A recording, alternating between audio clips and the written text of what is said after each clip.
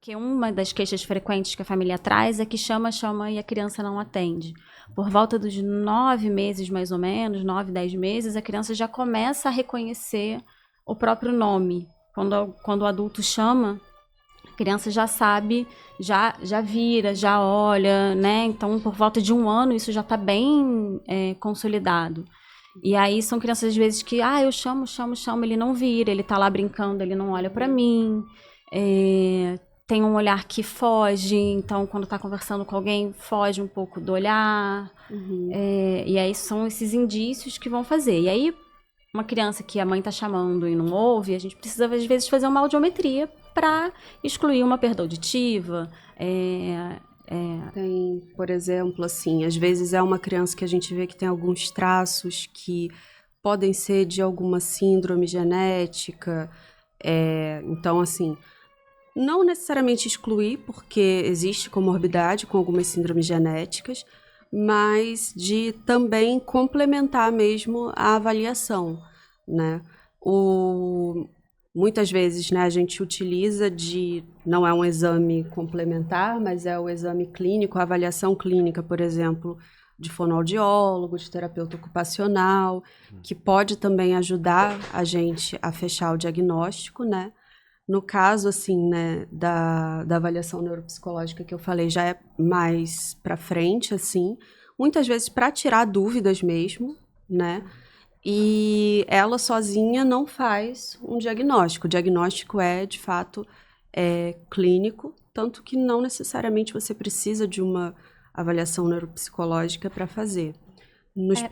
Pode falar. Dentro da avaliação neuropsicológica, às vezes consegue avaliar diretamente a teoria da mente, a cognição social, o funcionamento executivo desse paciente. Isso geralmente para crianças mais velhas, adultos, pode ser um exame que complementa esse diagnóstico, que às vezes pode embasar.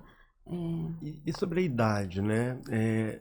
Os critérios anteriores falavam-se, né, em 2, 3 anos, já se teria os primeiros sintomas. Vocês enfatizaram aí que é um transtorno do neurodesenvolvimento, mas como é que, né, pelos critérios atuais, tem ali um corte de idade que você, né, diagnostica o autismo, ou isso já está mais poroso, assim, no sentido você pode, né, o diagnóstico pode ser feito posteriormente, né, não ser diagnosticado na infância, na primeira infância ali. Como é que é isso?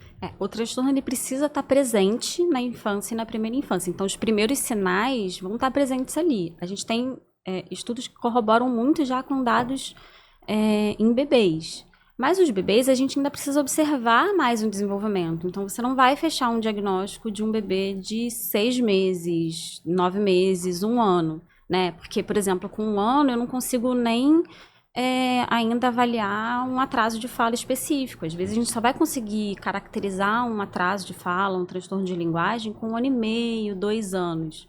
Então fica mais difícil de fechar um diagnóstico. Mas você às vezes já observa alguns atrasos e alguns traços. Quando se observa esses atrasos, esses traços nessas crianças muito pequenininhas, já é indicado você fazer uma intervenção, mesmo sem o diagnóstico fechado. E aí o diagnóstico mesmo geralmente vem entre 2 anos, né? A partir dos 2 anos, 3 anos, nessa faixa etária seria o ideal. O que a gente vê hoje dos estudos, o dado brasileiro, se eu não me engano, é por volta de 5 anos que a maioria das crianças são diagnosticadas. Mas hoje em dia a gente tem tido diagnósticos na adolescência, na vida adulta, porque era um tema pouco falado, né? Assim, era um transtorno, apesar de já ter uma base, né, Ser bem descrito há bastante tempo, ele ainda não era tão falado. Década de 40, né? O Kanner começou a descrever entre 40, ele começou a ser mais estudado e descrito entre 40 e 60, né?